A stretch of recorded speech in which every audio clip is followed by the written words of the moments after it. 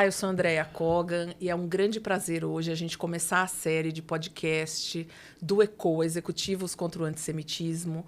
E nessa primeira temporada, esse primeiro episódio, eu vou ter o prazer de conversar aqui com o filósofo, meu amigo e etc., Luiz Felipe Pondé. Boa noite, bom dia, boa tarde. É um prazer estar aqui, eu agradeço pelo convite. A gente já trabalha há muito tempo juntos, né? Sim. Então, vai ser uma conversa, não é? Porque, por incrível que pareça, por tanto tempo que eu conheço Pondé e por tanto tempo que a gente trabalha junto, e não só como colegas de trabalho, mas Pondé foi meu orientador de doutorado, a gente nunca sentou para conversar sobre esse assunto de uma forma formal, como a gente está falando hoje. A gente pode, não é? Falamos muitas vezes, mas não assim. Não assim. Então, eu acho que isso é uma coisa inédita que a gente está fazendo, exatamente. E aí, eu queria levantar uma questão, Pondé, que é o seguinte. A gente está dentro desse assunto há muitos anos. Eu e você. Eu aprendi muito sobre judaísmo e filosofia judaica com você, já falei isso 1000 vezes. E a gente sempre discutiu a questão do antissemitismo dentro da academia e fora da academia. E a gente sabe que antissemitismo não é uma novidade em nenhum aspecto, né? Por mais que algumas pessoas tenham descoberto o antissemitismo depois do 7 de outubro de 2023, a gente já vem cantando essa bola, digamos assim, há muitos anos e estudando de uma maneira consistente, formal e acadêmica. Mas o que acontece é que, com o tempo e da época que o antissemitismo vive e se prolifera, digamos assim, ele vai se moldando com a época que ele está, né? Então, por exemplo, se o antissemitismo for água e ele estiver nesse copo, ele toma essa forma. Se ele estiver nessa xícara, ele vai tomar a forma da xícara. E assim por diante. E aí a gente chega no antissemitismo pós 7 de outubro de 2023. Qual é a forma que ele toma, que você acha que a gente está nesse formato atual? Olha, o que você descreveu é digamos assim, uma situação em que o antissemitismo é uma espécie de constante. Isso. Né? A gente fala em filosofia, alguma coisa que atravessa os tempos, um fenômeno, constante estoica, por exemplo, constante romântica. O antissemitismo é uma constante. Muita gente achava que depois da Segunda Guerra Mundial tinha acabado, né? E, aliás, era uma das ideias da fundação do Estado de Israel, né? Que o antissemitismo de alguma forma fosse de alguma forma diminuindo. Então, eu entendo que esse antissemitismo depois do pogrom de 7 de outubro de 23, ele já existia de alguma forma. Sim. Eu digo porque eu lembro, por exemplo, por acaso, na USP, na graduação de filosofia, eu conversando com colegas e tendo que defender Israel. Sim. Isso, 86. Sim. Eu lembro, antes disso, ainda no período da faculdade de medicina, eu lembro de eu chegando de Israel, do Shnat, em 81, e alguns amigos foram me receber e tal, a gente estava conversando e aí perguntaram sobre terrorismo, não sei o quê. Sim. Já naquela época, eu estou falando 81, né? Tá. E o namorado de uma das minhas colegas, na hora, falou assim, e o Estado terrorista judeu? Isso em 81. Certo. Então, o antissemitismo vinculado a Israel, ele já existe há algum tempo, né? Ele já existe, eu acho que ele se tornou agudo, é claro, de 7 de outubro para cá, e chocou muita gente, porque a ideia era de que, assim, bom, com aquele massacre que aconteceu, então, talvez não fosse aparecer esse tipo de reação. Sim. Então, a minha impressão é que, minha impressão não, é fato, é que esse antissemitismo da agora, ele é diretamente derivado da história da esquerda, tá?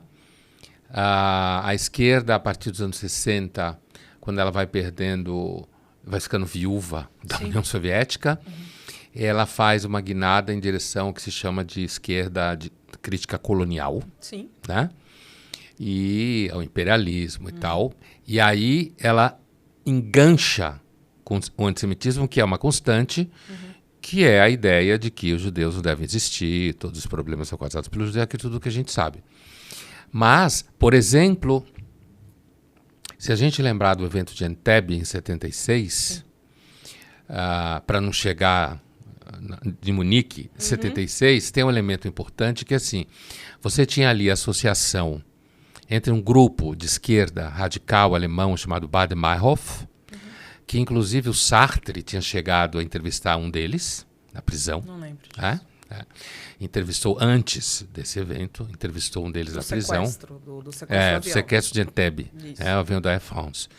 E, então, o grupo que sequestrou, você tinha elementos da OLP, né? E você tinha 2 elementos, no mínimo, que eu lembro, um cara e uma menina, uma mulher, que eram do Baader-Meinhof. E era um grupo. Do filme, no caso. Acho que tem no mínimo uns 4 filmes. Não, o último. Seven. Muito bom. Muito bom, inclusive.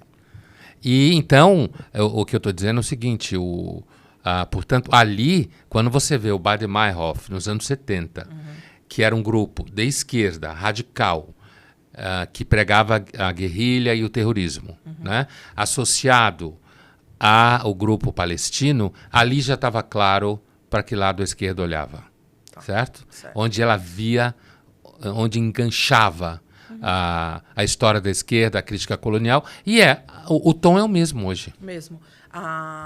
Eu estava vendo recentemente um post de um ex-professor, eu acho que era Princeton, o Eduardo Said era Princeton, né? Acho que sim. É palestino, você está falando do orientalismo. Não, mas aí o que acontece? Ele estava falando da questão do currículo decolonial, aquela coisa que a gente está acostumada. Ele é um típico, Exatamente, e que estavam brigando hoje, né? Hoje, ele falava assim, esse professor de lá, de Princeton, falava assim, bom, mas não é hoje. A gente tem que... Não é hoje que eles estão fazendo a defesa da Palestina, contra o Estado de Israel, etc, etc. Isso se deve à questão também toda do decolonialismo que o Eduardo Said implementou, de certa maneira, em Princeton, e que ele sempre foi contra o Estado de Israel.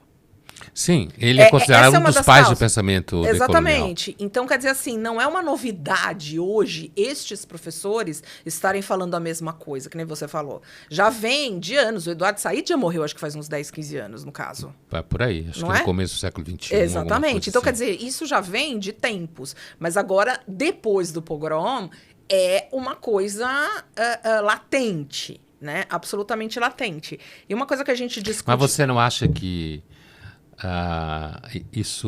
uma das razões que isso ficou muito agudo, não só isso, mas nesse caso ficou muito agudo, não é justamente porque hoje a gente tem mídias sociais? Eu acho.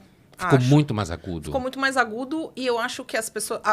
ficou muito mais agudo, as pessoas estão muito mais nervosas e histéricas, com todo respeito a esse termo. Elas odeiam de forma mais sistemática. Exatamente. Elas odeiam de forma mais sistemática, elas podem se esconder por trás dos computadores e dos celulares, né? Então, esse ódio que às vezes era poupado, vamos dizer assim, porque talvez eu não teria coragem de, em 1982, chegar para alguém e falar, seu judeu filho da puta, agora eu tenho.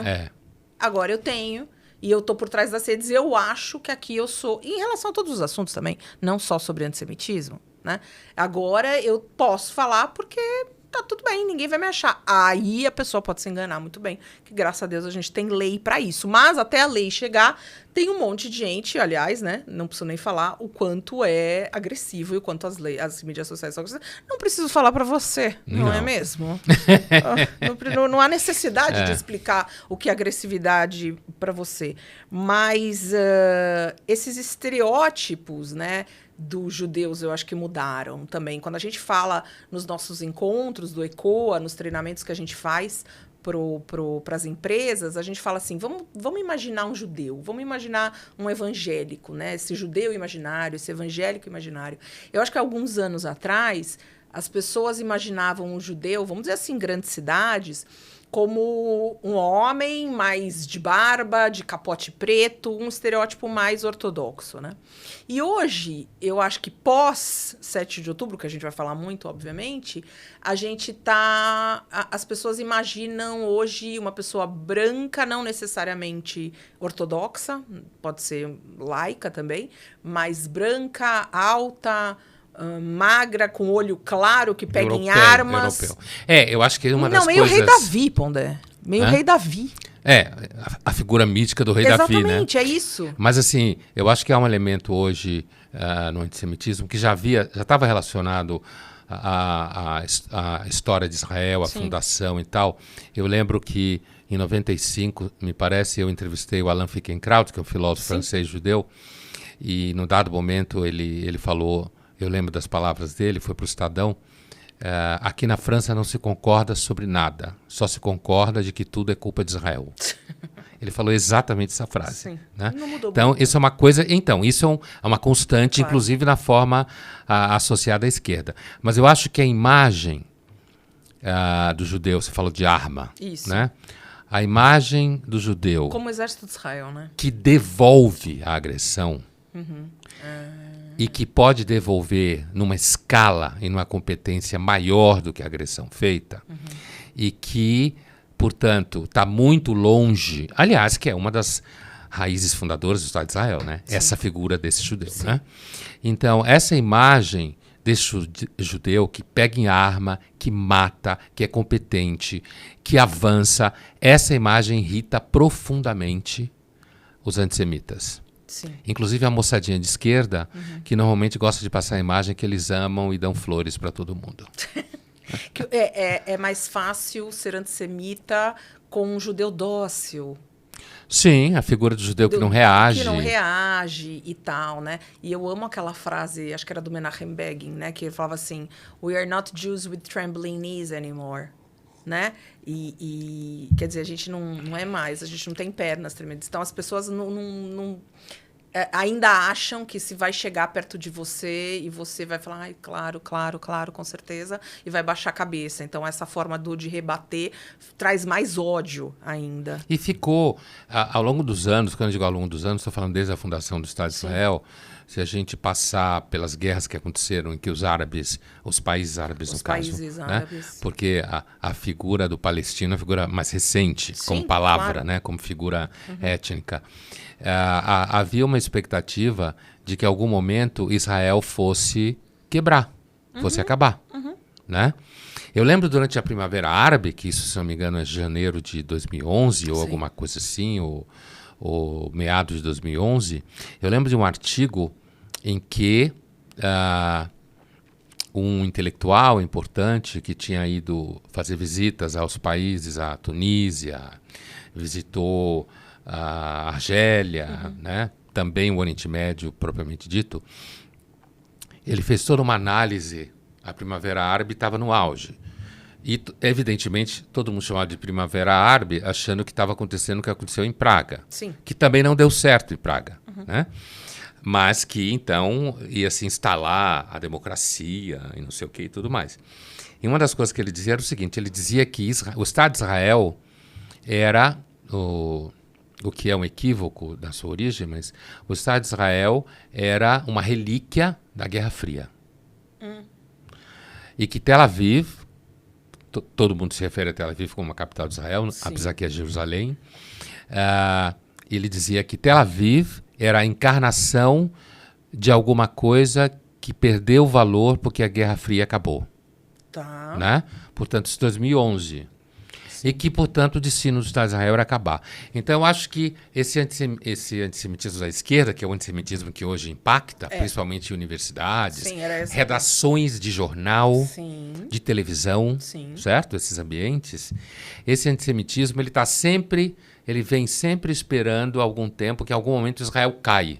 Sim. E essa frase queria dizer isso, que a Primavera Árabe, passada a Guerra Fria, Israel ia perder, o argumento dele era Israel perdeu valor para os Estados Unidos, porque acabou a Guerra Fria. E uma vez isso, Israel é uma relíquia da Guerra Fria, e Israel vai deixar de existir. Nem a Guerra Fria acabou, propriamente dita. Há controvérsias. Certo? Os russos, eu escutei isso na Rússia em 2017, nas comemorações de 100 anos da Revolução Russa, eu escutei que a Guerra Fria não tinha acabado.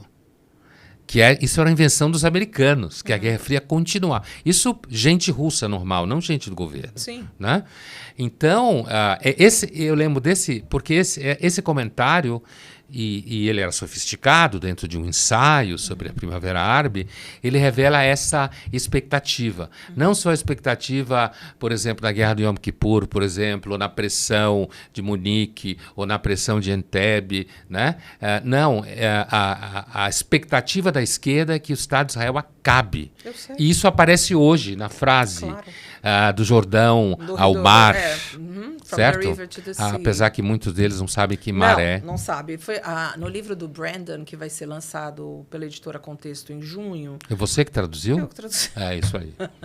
Não ia falar isso. Mas foi você que traduziu. Eu traduzi. Editora Contexto, depois do pogrom, Israel, 7 de outubro e a crise da civilização. Ele vai lidar com isso e fala de uma pesquisa que foi feita em alguns campi universitários americanos, de que foram perguntar, né, qual é o river, qual é o sea, qual é o mar, qual é o rio. E realmente uma porcentagem muito pequena das pessoas sabiam, né? Teve gente que chutou que era mar tipo do Caribe, né? Alguma coisa assim. Rio Amazonas. Rio Amazonas, Amazon talvez, River. não sei. Então, assim, era isso. Mas eu queria falar, assim, a gente tá... Aí falo eu e você. A gente está inserido na academia há muitos anos, você mais do que eu, porque só por um fato de ser um pouco mais velho, mas também estou, vamos dizer assim, nesse meio acadêmico há 30 anos. Você também. Você está na mídia, eu não. E o meu meio é esse. Mas a gente o ECOA fez uma pesquisa quando foi lançado e mostrou a pesquisa no lançamento no Museu Judaico em novembro sobre o antissemitismo no meio corporativo. Né? E falando com judeus empresários, a pesquisa mostrou que 1 em 4 sofreu algum tipo de antissemitismo. De forma das mais variadas, né? Com alguma piada idiota, com alguma coisa tipo, vocês dominam tudo, com aqueles estereótipos. O velho protocolo sábio do Sião. E os velhos mitos que a Tuti Carneiro fala tão bem nos 10 mitos sobre os judeus, né? Então, a gente tem isso no meio... Então, eu queria falar dessas 3 questões, né? Da mídia, da academia e do meio corporativo. Eu não sei se a gente consegue falar o que é pior. Não sei se eu consigo falar o que é pior ou assim... Quais dos territórios dos 3 territórios é pior? Eu não tenho lugar de fala para alguns deles, você tem. E também, o que é muito assustador, que a gente... Recentemente, agora no começo do mês de abril, foi lançado o relatório de antissemitismo, CONIB, Federação e DSC da comunidade, falando dos números de 2024 em relação ao antissemitismo. E uma frase que eu ouvi quando o relatório foi colocado e exposto foi assim: o Brasil sai de um país, digamos assim, não antissemita, nada, para um país antissemita, efetivamente. Né? Então, quer dizer, você tem hoje, por exemplo, um dado que eu lembro, 25% da população tem alguma crença antissemita. Nossa, é pouco, sim, a média mundial é 46%. Mas o Brasil, então, tá no lucro? Não, porque o Brasil antes era 0%. Então, a gente tem um crescente ali, né? Que aí eu acho que talvez se dilua. Nesses 3 meios, eu tendo a achar um pior que o outro. Eu não sei. O que você acha?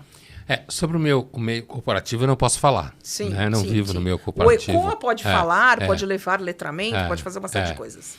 A minha impressão é que o antissemitismo, ele, nos últimos tempos no Brasil, a grande parte das pessoas, mesmo quem não tem um histórico necessariamente de ser contra o Estado de Israel, existe um senso comum de que todo mundo é capaz de analisar o que acontece no Oriente Médio. Sim, todo mundo virou um senso comum. Né? Posso contar uma piada?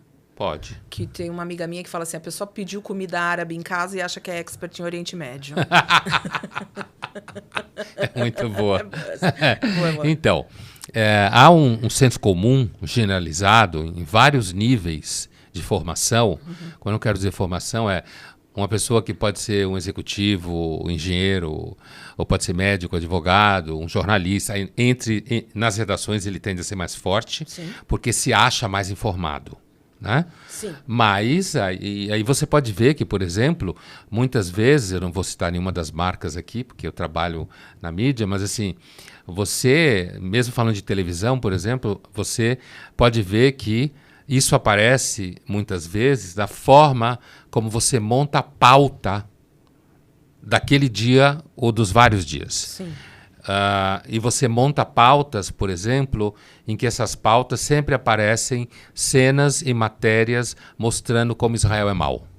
Sim. Certo? E sempre invertendo, né, a fala, né? Não morreram tais pessoas, né? Você vai... Israel matou.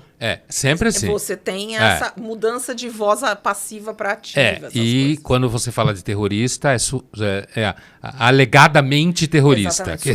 Supostamente terrorista. Então, mas eu acho que esse senso comum, ele navega mais ou menos na seguinte ideia. A reação de Israel é muito intensa. A reação de Israel é desproporcional. E, na realidade, aquilo que acontece ali é de uma complexidade e há uma luta em que o Hamas trabalha com marketing o tempo inteiro. Claro. Já há muito tempo. Claro. Aliás, Israel entrou nessa briga de marketing já atrasado. Verdade. Né? Entrou atrasado. Então, assim, o Hamas trabalha com isso muito bem. Muito bem. E, recentemente, eu vi uma foto, não sei onde foi, que era só crianças palestinas com canecas de metal na mão pedindo comida. Por que essa foto? Né? Por que justamente essa foto? Né? Então é assim que você vai percebendo, e essa imagem da desproporção é importante marcar que a ideia de desproporção na guerra ela é super complicada. Claro. Mas tem um elemento que eu acho que é importante pontuar, que é a desproporção.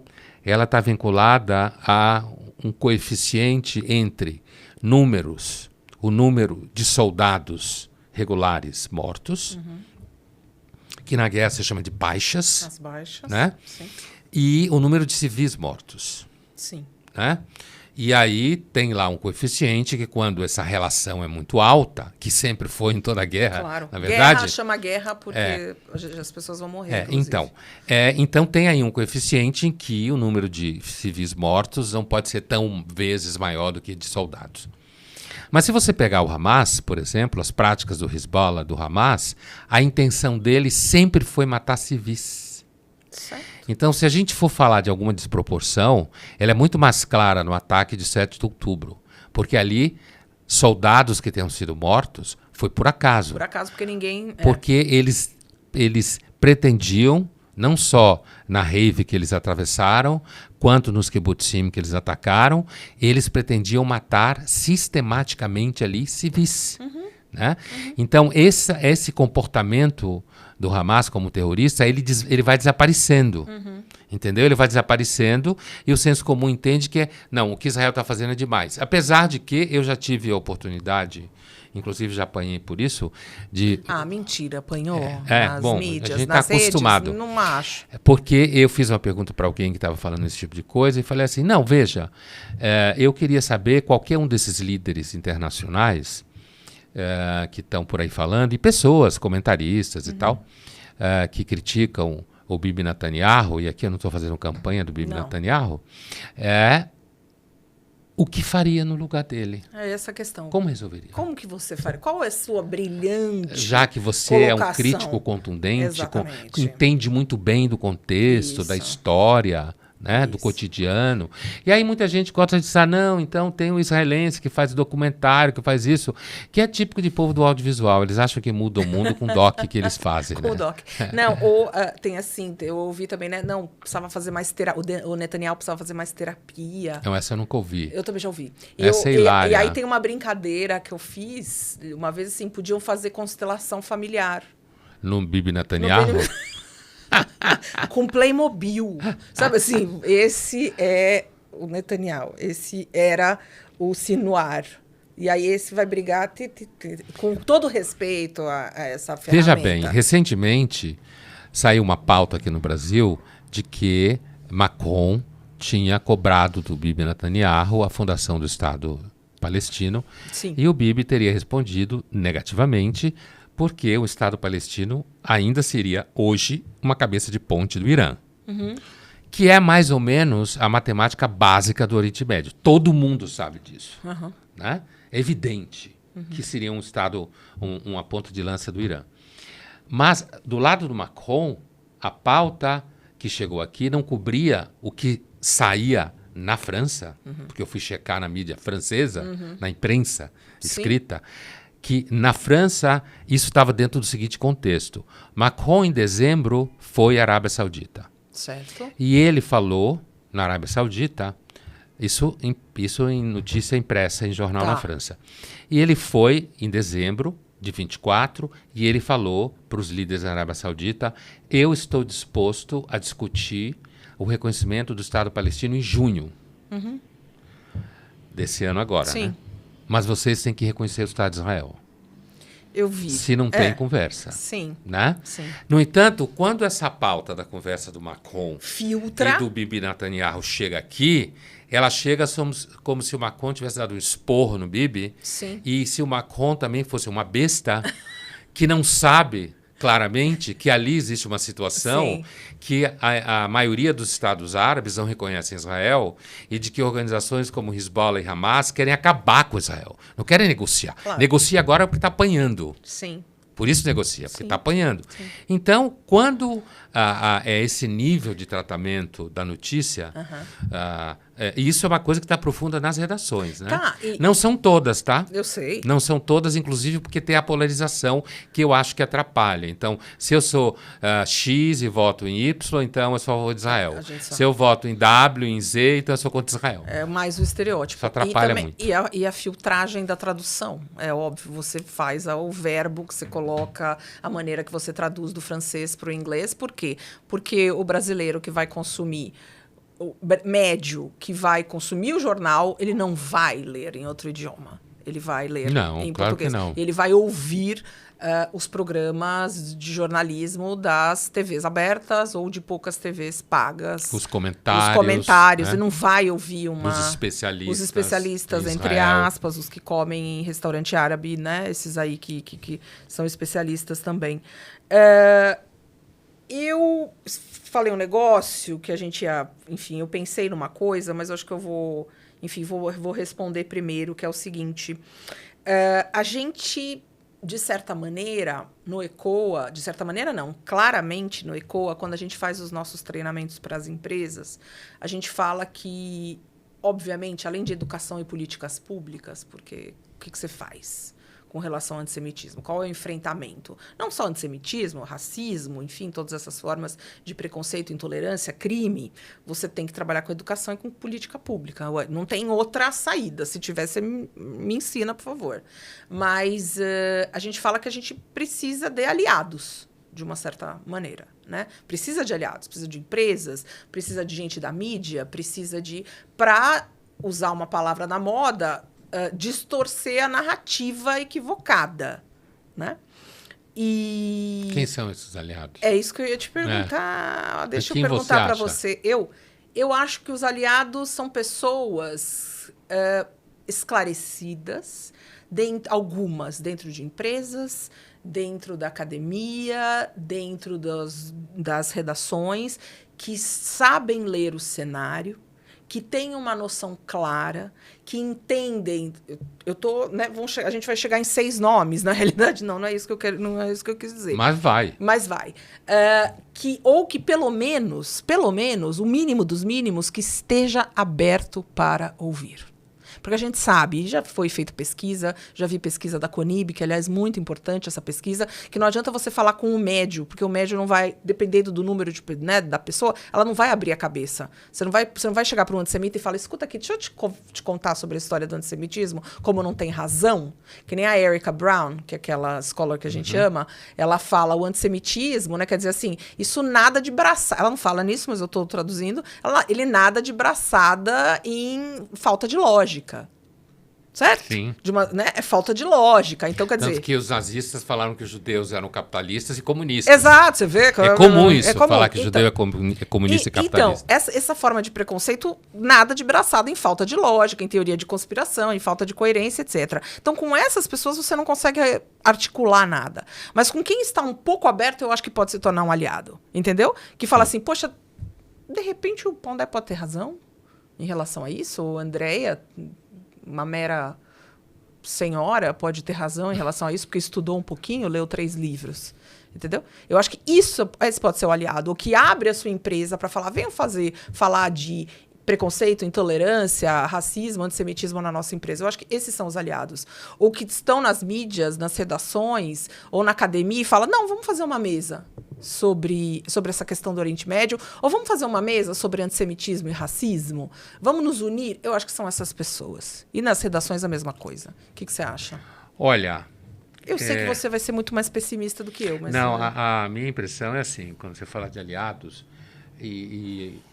completando uma coisa que você perguntou antes, rapidamente, eu acho que, por uma série de razões, a academia é pior que as redações.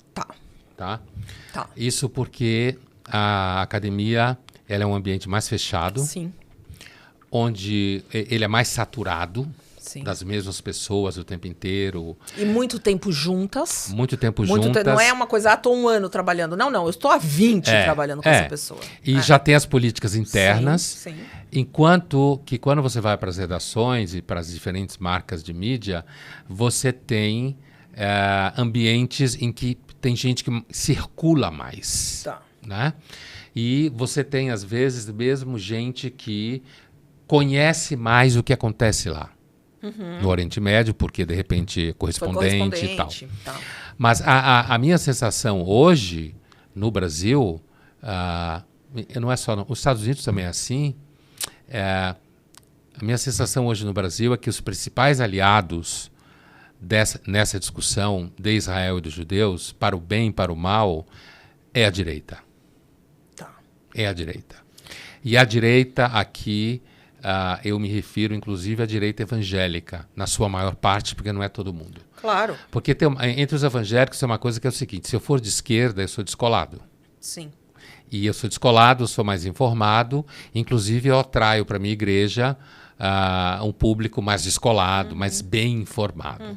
Então, esse é um traço, goste ou não goste, efeito da polarização, que faz com que, hoje, normalmente, quem tem uma apreciação do que acontece no Oriente Médio e não é de cara contra Israel, tem, digamos assim, como se fala em filosofia, eu vou falar um palavrão e depois vou traduzir, tem uma carga metateórica latente. Quer dizer, ele tem uma coisa prévia, né, no ambiente que ele vive, na formação, nas bolhas que ele circula, que faz com que ele não seja imediatamente contra Israel, a mesma coisa o contrário. Sim. Né? É um combo.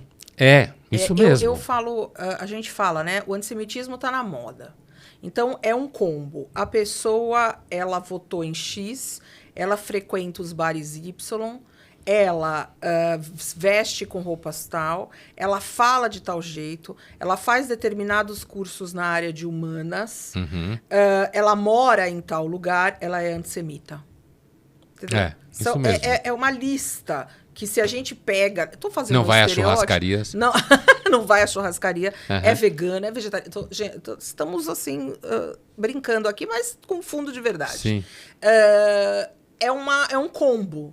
Né? Não generalizando, mas já generalizando. Mas essa é a característica da polarização. A polarização, ela cria 2 combos em que você tem que circular. Exato. O que é um problema, porque eu falava da direita, e eu me referia desde da centro-direita até a direita mais bolsonarista, por exemplo, e esses ambientes, eles acabam também sendo saturados. Não no assunto de Israel. Claro, saturados de opiniões iguais, Sim. porque hoje...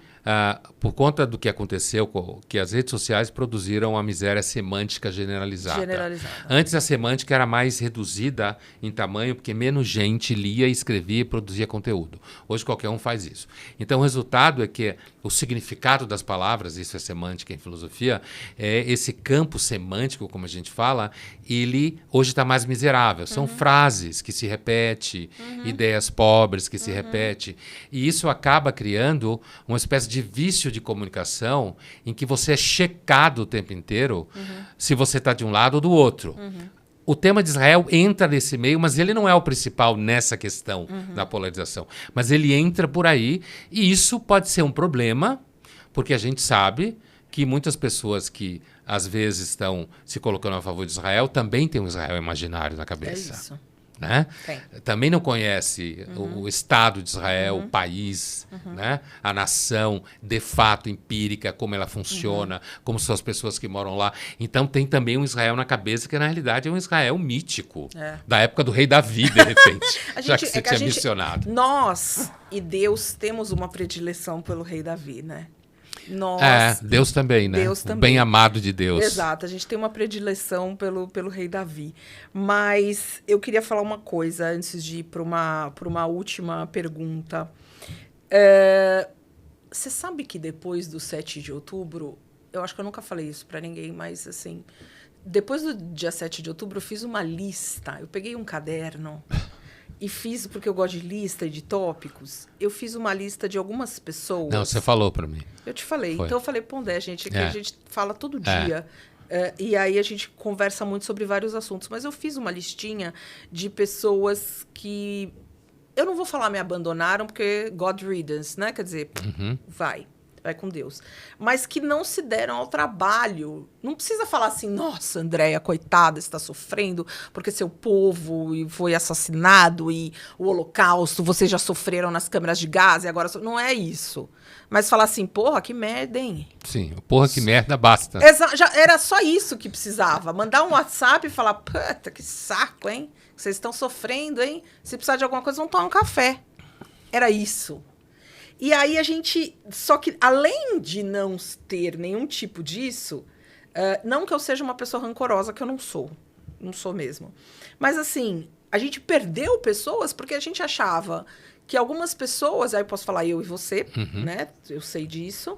Que a gente falava, porra, mas tava do meu lado. O tempo Convivemos inteiro. muito Convivemos tempo. muito tempo, gente. E, de repente... Quando eu me coloquei, ou como eu sou militante dessa causa, e você também, agora eu não sou mais seu amigo, quero que você se lasque. Você tem essa listinha? Você fez essa Não, lista? porque eu não tenho mania de listas verdade, que nem você. mas você tem mental. E tópicos e não sei o quê. Mas mental. eu sei na cabeça. Sim. Né? Eu sei na cabeça. E a sua memória é boa, no caso. Então eu sei. E gente que... Eu sei de gente, inclusive, que tinha uma opinião sobre o problema entre terrorismo e Israel. E hoje essa opinião ficou meio relativizada. Pode matar, entendeu? faz judeu, não tem problema. Então, essa... Não, mas isso, na realidade, está implícito na ideia do antissemitismo. Isso. Claro. Como falam os americanos, bottom line, lá embaixo... É isso que está implícito na ideia do antissemitismo. No fundo é isso. Jews don't count, como o livro do David Baddiel, que aliás é genial, judeus não contam. E eu acho que é importante pontuar uma coisa que estava, quando eu lembrei da minha conversa com o Alan Finkielkraut, de 95, né, que ele também falou na entrevista, e foi a primeira vez que eu vi formulado dessa forma, né? Eu estava no doutorado na França na época, e ele falou o seguinte: na França, a nova forma de antissemitismo é o antisionismo. Sim. Isso é um elemento que ficou muito claro agora. Claríssimo. Você encontra muita gente que diz, eu não sou antissemita, mas eu sou antisionista. Isso. Já não está mais colando um ano e meio depois. Então, mas a ideia de que pessoas entendem que tudo estaria resolvido se Israel aproveitasse, aceitasse depor as armas. Isso. Certo? Acabar com o único Estado judeu que tem no mundo, né? Pequeníssimo, né?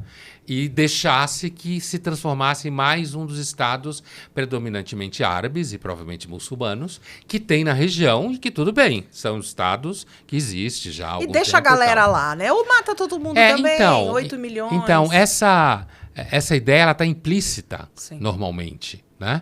E em pessoas que talvez você ache que são pessoas bem informadas, mas é interessante isso, porque nesse assunto, às vezes, pessoas mais bem informadas, no geral, normalmente são contra Israel. Sim. Certo? Certo.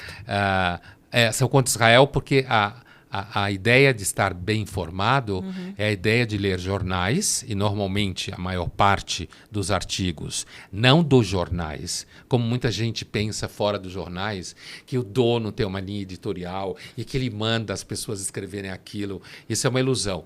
Mas ali, digamos assim, o middle rank, aquele que está no meio da hierarquia dentro da redação, que normalmente produz a maior parte dessas matérias e tal, e essas pessoas também, elas acabam circulando em determinados ambientes, e nesses ambientes a moeda corrente, olha, eu não tenho nada contra os judeus, mas Israel está exagerando. Está exagerando. Israel, o que eu sempre pergunto quando eu tenho a oportunidade de fazê-lo, é exagerando exatamente como? Qual seria a outra solução? Exato. Isso não significa que é bonito o que está acontecendo. Claro. Guerra nunca é bonito. Gente, não vai ser bonito. É um horror. É um horror. Né? Você já ouviu aquela frase que eu amo dentre as piores, que é assim, gente, mas Andréa, eu não tenho nada contra você, eu tenho até amigos judeus, gente. Essa frase é bem antiga. É bem antiga, mas ela vem cada vez isso aí, mais forte.